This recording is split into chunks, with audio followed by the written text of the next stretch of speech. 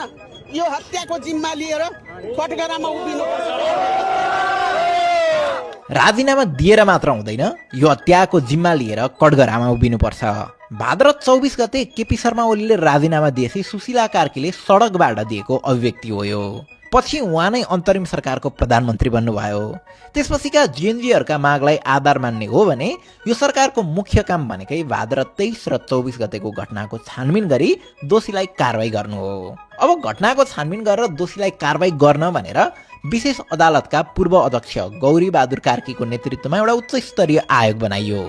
गौरी बहादुर कार्की स्वयंले सेप्टेम्बर 9 को दिन यस्तो स्ट्याटस लेख्दै हुनुहुन्थ्यो, यिनीहरूलाई कारबाही गर्नुपर्छ, थुनामा राखेर अनुसन्धान गर्नुपर्छ, ओली देउवा प्रचण्ड कसैलाई पनि भाग्न दिनु हुँदैन।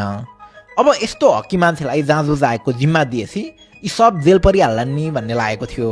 त्यही आशामा असोज 5 गते गठन भएको यो आयोगलाई छानबिन गरेर रिपोर्ट सार्वजनिक गर्न 3 महिनाको समय दिएको थियो। तर आजको दिनमा 3 होइन 5 महिना बितिसक्दा पनि यो आयोगले रिपोर्ट सार्वजनिक गर्न सकेकै छैन। बरु उल्टै प्रधानमन्त्री बनेपछि सुशीला कार्कीको भनाइ फेरिएको छ। म अघिल्लो सरकारलाई दोष दिने पक्षमा पनि छैन, म आलोचना गर्ने पक्षमा पनि छैन। मलाई जे दिएको छ म त्यही काम गर्ने हो।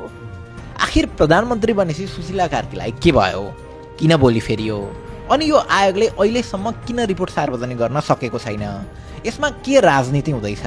आउनुहोस् यो आयोगको रिपोर्ट कहिले आउँछ, कसरी आउँछ र त्यो पछि को जेल जालान् त सबै बुझ्ने कोसिस गरौँ आजको इनडेप्थ स्टोरीमा।